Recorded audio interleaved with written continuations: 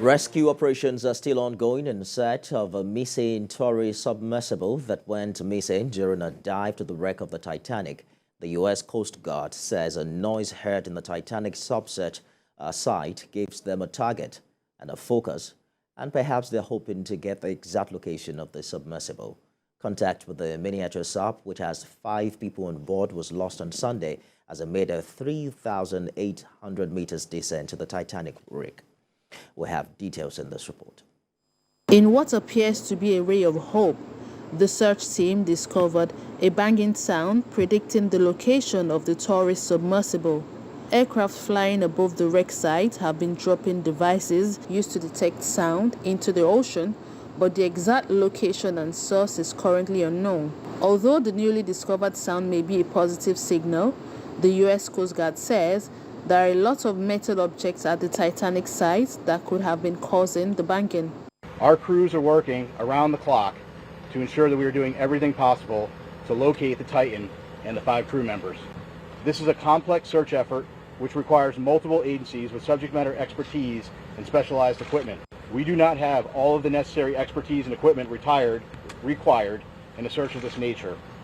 The Unified Command brings that expertise and additional capability together to maximize effort in solving this very complex problem.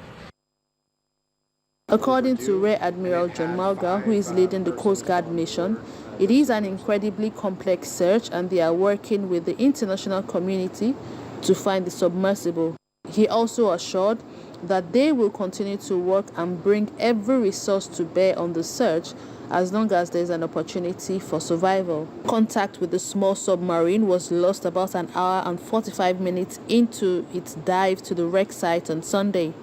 The Titanic wreck is reportedly located about 370 miles off the coast of Newfoundland, Canada. The victims now have less than 24 hours of air supplies, and so far, searches have yielded negative results. Let's now talk to global affairs analyst Calvin Dack for more on the missing sub. He joins me live from Washington, D.C.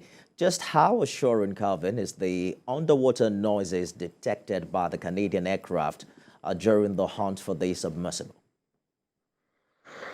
Well, I think in this, very sad situation, it is a glimmer of hope because obviously the thing that people have been wondering since the communication was lost with this submersible is if the people on it are alive. And so this is a glimmer of hope. It's still a very challenging rescue. And I think that now the main focus is, of course, hoping, working, praying for the safe return and the rescue. But it is a glimmer of hope.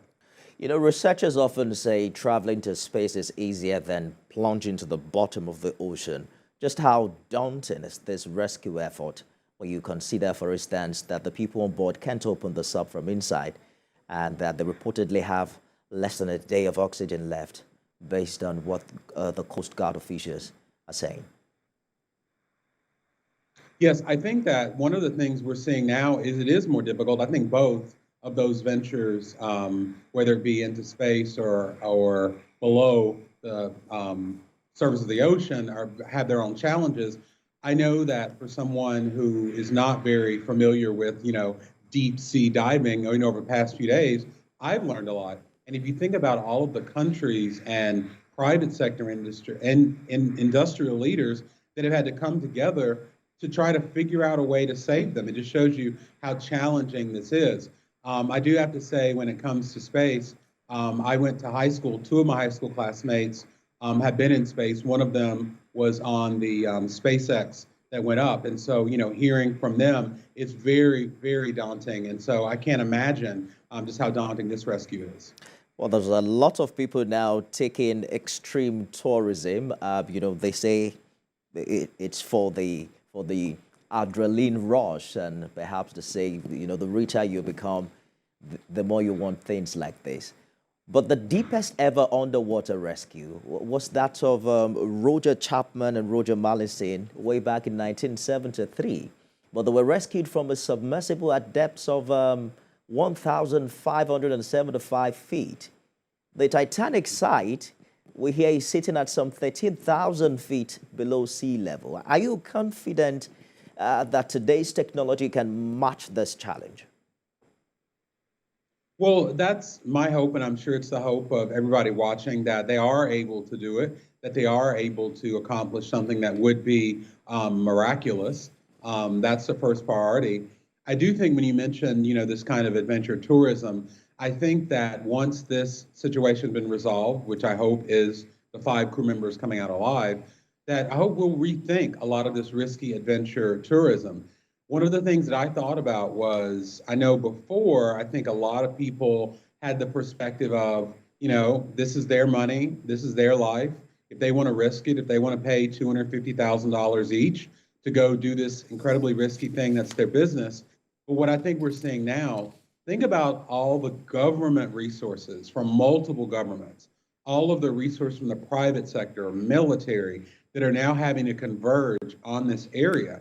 So what we have to realize is it doesn't just involve the people who undertake these risky voluntary adventures. So I hope that we rethink that, because people do have a right to do what they want with their own money, but it involves public funds when, unfortunately, there are tragic events like this. We all have to go help. So I hope we rethink these things.